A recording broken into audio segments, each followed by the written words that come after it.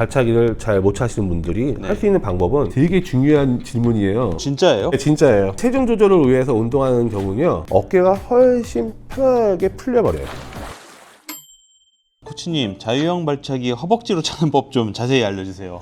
아, 이거는 진짜 고민하시는 분들 엄청 많죠. 이게 되게 중요한 질문이에요. 그쵸. 네. 근데 저 입장에서는 되게 또 설명하기 어려운. 다리는 볼 수가 없잖아요. 본인의 느낌으로 판단해야 되는데. 그렇죠. 이 질문에 대해서 어떻게 답을 할까 생각을 하다가 제가 갖고 있는 개인적인 경험을 통해서 얘기를 하자면은, 근육은 주동근과 협력근이 있죠. 어떤 동작을 하기 위해서는 주동근과 협력근이 같은 역할을 해줘야 움직임이 발생이 돼요. 예를 들어서 자유형 발차기에서 업킥은 엉덩이하고 햄스트링이 주동근이 돼야 돼요. 그 나머지는 협력근이 되는 거고, 네. 다음 킥은 대퇴근 주변에 있는 근육들이 주동근이 되고, 네. 나머지가 협력근이 돼야 돼요. 근데 만약에 주동근이 제 역할을 하지 못한다면 협력근이 그 역할을 해줘야 되겠죠. 자유형 발차기에서 허벅지를 못 차는 선수들 혹은 일반인들 보면요, 엉덩이 근육이 약해서 엉덩이가 해야 될 역할을 다른 근육이 하다 보니까 엉덩이 바로 옆에 있는 고관절이 움직이지 못하는 경우가 좀 많이 봤어요. 혹시 이분도 엉덩이 근육이 많이 약하셔가지고 고관절의 움직임을 추구할 때 오히려 협력근들이 더 활성화가 되다 보니까 허벅지는 안 움직이고 나머지 근육들, 특히 네. 무릎 밑에 있는 근육들이 그 역할을 하지 않을까. 네. 요게 되게 중요한 얘기거든요. 네. 운동선수한테 가장 중요한 거는 주동근과 협력근을 정확하게 분배시키는 게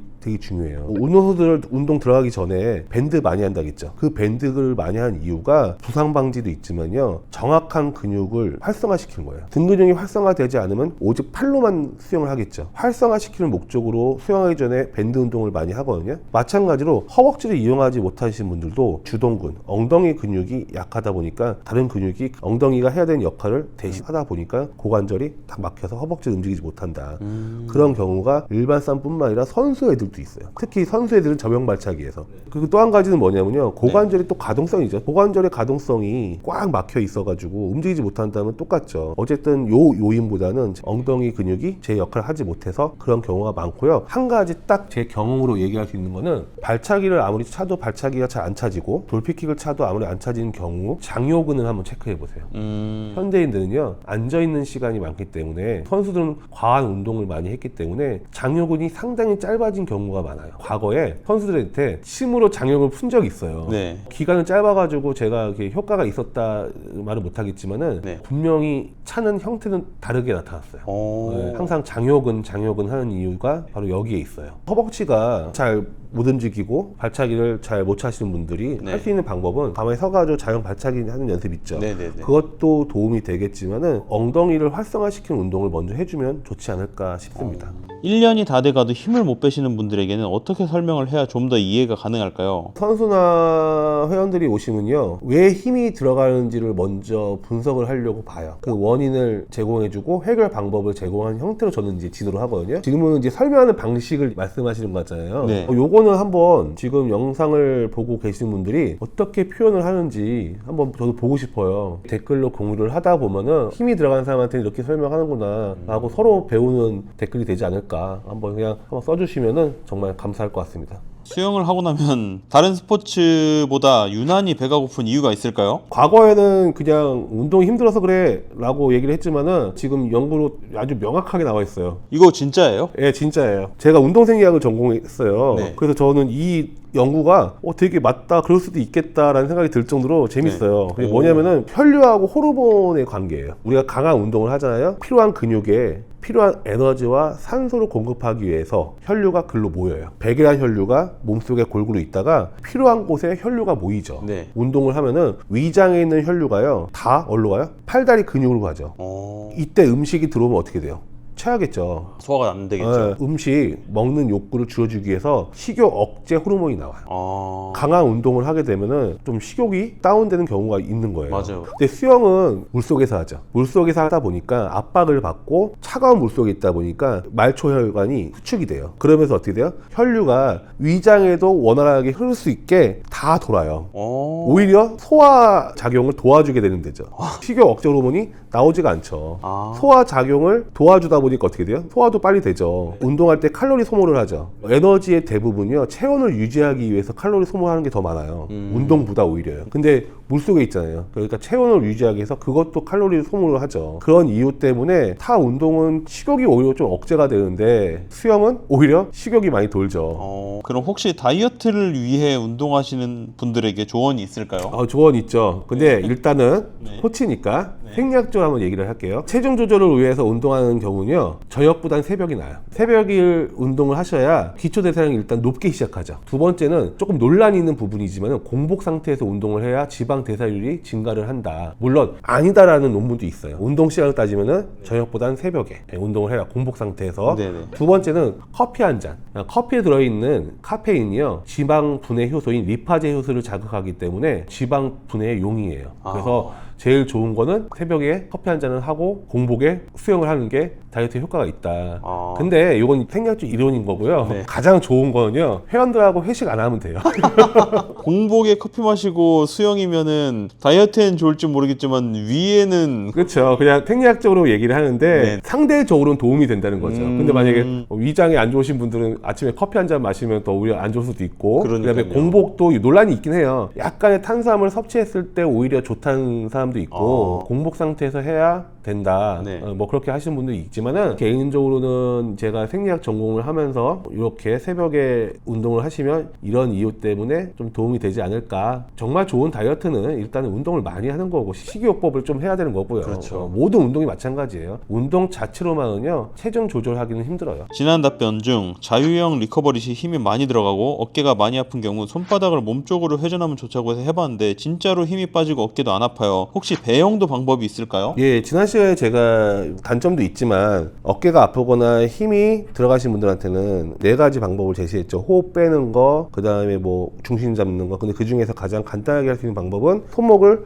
안쪽으로 돌려봐라. 그 이유는 이 관절이 좀 부드러워진다 네네. 했었죠. 네. 근데 이 손목을 돌리는 방식 분명히 단점은 있어요. 어깨가 아픈 것보다 낫다. 그렇죠. 그런 의미인 네. 거고요. 배영도 마찬가지예요. 우리 배영 리커버리 올라올 때 네. 손등으로 올라오나요? 엄지로 올라오나요? 아니면 새끼모처럼 올라오나요? 하시는 분마다 다 다르던데요. 그렇죠. 그러면 네. 또 한 가지, 들어갈 때 새끼부터 들어가는 게 거의 일반적이죠. 네네. 그렇죠. 이게 제일 좋아요. 네, 맞아요, 맞아요. 근데 이거 자체가 힘이 들어가는 경우가 있어요. 그런 분들은요, 마찬가지로 손목을 돌려서 엄지부터 들어가 보세요. 엄지부터 들어가면요, 단점이 있어요. 한 번 더 얘를 회전시켜서 잡아야 되는 거예요. 그렇죠. 근데 이 엄지부터 차라리 들어가면요, 어깨가 훨씬 편하게 풀려버려요.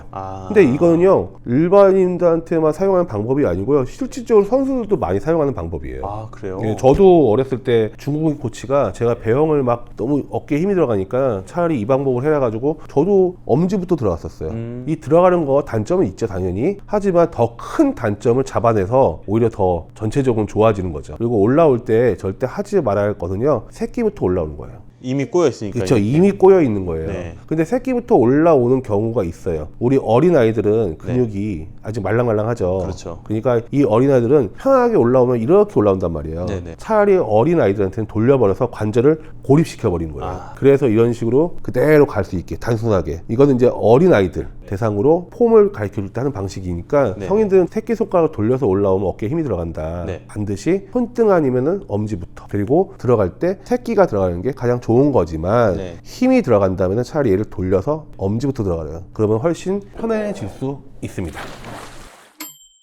혹시 다양한 장비를 이용한 방식 예시를 자세히 설명 주실 수 있을까요? 세트당 3번, 2번, 한 번에 걸쳐 각자 15번, 20번, 25번의 오버워터 킥을 한다? 무슨 뜻일까요? 일단은 여기 질문을 하신 분의 답변을 먼저 하자면요, 오버워터는 물 위에서 출발을 하라는 거예요. 우리가 네. 보통 출발할 때 물속으로 출발하잖아요. 그러지 말고 물 위로 가서 바로 킥을 해라. 그거는요, 스케줄을 한번 보여드릴게요. 제가 이제 올림픽을 준비할 때 대표팀 선수들한테 활용했던 방식인데, 일단 영어죠. 근데 영어가 아니에요. 짜맞추기 단어예요. 네. 처음에 프리세트라고 해가지고 네. 400짜리 3개, 첫 번째는 50짜리 8개로, 그 다음에 영어로 AS가 있죠. 이 50짜리 8개 하는 도중에 15m는 스타트로, 나머지 35m는 하고 싶은 걸로 해라. 그리고 첫 번째 50짜리 8개니까 첫 번째 400이 끝난 거잖아요. 두 번째 400은 100짜리 4개로 IM, 세 번째 400은 15m는 스트림라인, 예를 들어서 벽 차고 나가면서 유선형 자세를 유지하는 거. 마지막 35m는 스컬. 홀딩 코어는 뭐냐면요, 이 코어의 근육을 힘을 꽉 주고 그 다음에 스컬을 들어가라. 뒤에 있는 용어는요, 영어로 on이 있죠. 시간이에요. 20초 레스트. 그러니까 20초 동안 쉬고 다음 거 출발. 이런 뜻이에요. 그래서 총 400짜리 3개가 이제 워밍업이죠. 이제 워밍업을 하고, 그 다음에 50짜리 8개 있어요. 그쵸? 네. 50짜리 8개가 2번 하죠. 근데 똑같은 용어는 버티컬 킥이라고 있죠. 버티컬 킥은 뭐냐면요, 물속에서 서서 차는 발차기를 얘기하거든요. 근데 요거는 30초 동안 하고 나서 네. 다음 걸 해라는 얘기예요. 처음에 50짜리 8개는 아예 처음부터 출발하기 전에 30초 동안 버티컬 킥을 차고 그 다음에 50m를 출발하는 거예요. 메인 스트로크 킥이 있죠. 네. 항상 스케줄을 보다 보면요, 메인 스트로크가 있어요. 메인 스트로크는 자기 종목, 킥은 자기 종목인데 발차기 연습, 그리고 프로그레시브, 점점 빠르게 킥을 차면서 점점 빠르게 간다. 그래서 위드아웃 보드, 킥팜 없이 사이클은 1분 30초 이런 뜻이에요. 두 번째 50짜리 8개도 똑같이 버티컬 킥 30초 하고 메인 스트로크, 자기 종목, 형태는 드릴로 스무스, 아주 편안하게 사이클은 1분 30 이렇게 가고, 50짜리 4개 마찬가지로 메인 스트로크, 자기 종목. 이번엔 스윙이에요. 수영, 프로그레시브, 점점 빠르게. 점점 빠르게라는 거는 50m를 단위로 가면 갈수록 점점 빠르게 가라는 얘기예요. 그래서 1분 30, 그 다음에 이지 100. 요게 워밍업이자 내가 메인 훈련을 하기 위한 준비 단계예요. 저는 이거 반도 못 가서 퍼질 것 같은데요. 네, 이미 IM 104개에서 퍼졌는데요. 근데 이거가 운동 스케줄이요, 강도가 센 거지 운동량이 많은 스타일이 아니에요. 요거 정도는 운동량이 상당히 적은 스타일이에요. 그래서 이제 메인 세트가 상당히 적어요. 50짜리 20개. 근데 여기 보면은 이게 영어의 문장을 맞춰서 하는 게 아니라 단어의 조합이라고 했어요. 그렇죠? 네. 그래서 이제 이지, 그 다음에 50, 150, 오브 200 레이스 페이스 써 있죠. 200 레이스 페이스가 있어요. 그 구간은 50에서 150까지 가는 구간의 페이스가 있죠. 200m 시합 때 자신이 50m에서 150m 가는 페이스가 있을 거 아니에요. 네. 미리 다 계산을 해놔요. 선수들하고 저하고 다 미리미리 너는 시합 때 몇 초 나와야 되고 몇 초 나와야 되고 몇 개 카운터가 돼야 되고 몇 레이트를 돌려야 된다. 그런 걸 서로 약속을 해요. 그래서 그런 훈련량을 줬기 때문에 여기에는 내가 따로 주지 않은 거예요. 다 알고 있어요. 이렇게 하면 선수들이 몇 초씩 다니라는 얘기구나. 그렇게 알고 있거든요. 네. 그래서 한 번은 이지, 한 번은 이제 레이스 페이스를 한다. 사이클은 1분 이렇게 돼 있는 거예요. 근데 옆에서 봐봐요. 가로 열고 이지 페이스로 돼 있죠. 하나는 이지, 하나 페이스, 2개 이지, 2개 페이스, 3개 이지, 3개 페이스, 4개 이지, 4개 페이스. 이게 총 다 해서 20개. 이게 연습인 거예요. 잠깐만. 헷갈리죠? 네, 다 더하니까 20개네요. 예, 아. 그렇게 20개를 하는 뜻이에요. 그리고 300짜리 하나 이지, 이건 이제 몸 푸는 단계, 네네. 리커버리 단계니까 네. 가볍게 갔다 오고, 이때 뭐 화장실 다녔으면 다녀오고, 보통 선수들은 이지 할 때 화장실 다녀와요. 아, 그래요? 만약에 50짜리 8개 하고 있는데 화장실 다녀온다 얘기를 한다. 저희 입장에서 상상을 못 하는 거죠. 저 눈빛이 달라져서. 어떻게 그렇게 얘기할 수 있지? 하지 말자는 얘기인가? 그렇게 돼서 애들이 알아서 이지할 때 가요. 두 번째는 똑같죠? 똑같아요. 페이스예요. 이번에는 무슨 페이스? 100짜리 페이스예요. 백 페이스. 그 얘기는 뭐냐면은 마지막에 턴하고 돌아오는 페이스. 그 페이스로 연습을 하는 거예요. 15화 밑에 막 엄청 막 뭐가 써있죠? 그 다음에 플러스 이지 써있죠? 그 뜻이에요. 첫 번째 거 15를 100짜리 페이스로, 나머지 이지. 두 번째 25 페이스, 나머지 이지. 세 번째 35 페이스, 나머지 이지. 네 번째 50미 페이스는 나머지 이지가 없겠죠. 피라미드 형식으로 15, 25, 50, 35, 25, 35, 50, 35 이런 식으로 왔다 갔다 하면서 하는 연습이다. 요거 상당히 힘들죠. 밑에 보면은 50짜리 16개가 있죠. 짝수하고 홀수화 돼 있죠. 갈 때는 드릴, 올 때는 맥스. 네. 이것도 아주 강하게 치죠. 이날은 무슨 훈련이냐면요, 훈련 강도가 되게 높은 단계 훈련이에요. 기초 지구 훈련은 전날 했고요, 아니면 오전에 했을 거예요. 위드 써 있죠. 패드하고 오리발 끼고, 갈 때는 드릴, 올 때는 맥스로 오는 거예요. 그냥 1분 사이클. 그 다음에 포스트 세트는 키로를 풀어주고 내일 훈련을 위해서 회복하는 단계인데, 50짜리 6개, 킥 50BBM 써 있죠. 50BBM은 운동 강도를 얘기해요. 나중에 훈련 강도를 표현하는 방식은 따로 컨텐츠를 만들게요. 네. 저는 이제 BBM이라는 용어를 많이 쓰기 때문에 50BBM은 자신이 갖고 있는 최대 맥박수에서 50개 낮게. 이거를 조절이 조절해야죠. 아, 그래요? 보통 선수들은 기록은 한 0.23초 안에 다 맞추고요. 맥박수도 이 정도면 이 정도 맥박수다. 그리고 요즘에는 모니터에요, 자신의 맥박수를 볼 수 있게 놓기도 해요.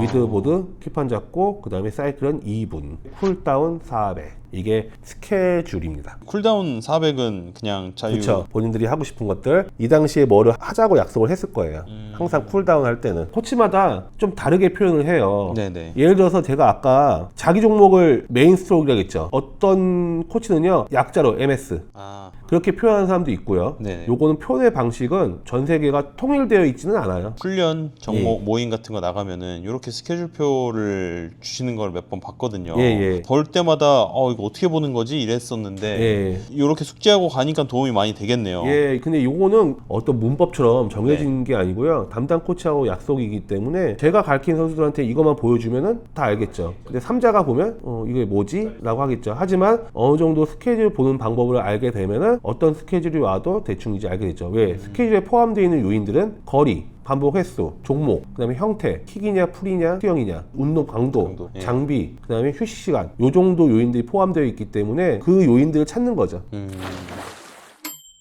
저는 사실 상당히 고무적이었어요. 예. 저희가 시작한 지 안 된 채널이고 아직은 좀 작은 규모긴 하지만 되게 많은 질문들 그리고 또 질문들의 퀄리티가 되게 좋아요. 정말 좋았어요. 네, 예. 여기에 대해서 또 간단하게 소감 한 말씀 하시고 마무리하시죠. 앞으로도 계속 이렇게 질문에 답하는 컨텐츠를 이제 만들고 싶은데요. 그러려면은 영상을 보고 있는 분들이 댓글에 질문도 많이 달아주시고요. 또 어떤 분들은 질문 다는 게 쑥스러우신 분들이 있더라고요. 네. DM으로 보내주신 분들이 꽤 많아요. 네네. DM으로 보내주시면 모든 사람한테 똑같이 답변할 수 없지만 네. 저희가 답변할 수 있는 부분에서는 최대한 답변하겠습니다. 하지만 그런 부분이 있어요. 수영은 글로만 보는 것보다 영상을 보면 더 정확하게 답을 할 수 있거든요. 저희가 하나 메일을 남겨놓을 테니 질문과 자신의 영상을 보내주시면은 최대한 답을 할 수 있게 정리를 한번 해보겠습니다. 네, 오늘도 좋은 답변 주시느라 고생 많으셨습니다. 감사합니다. 감사합니다.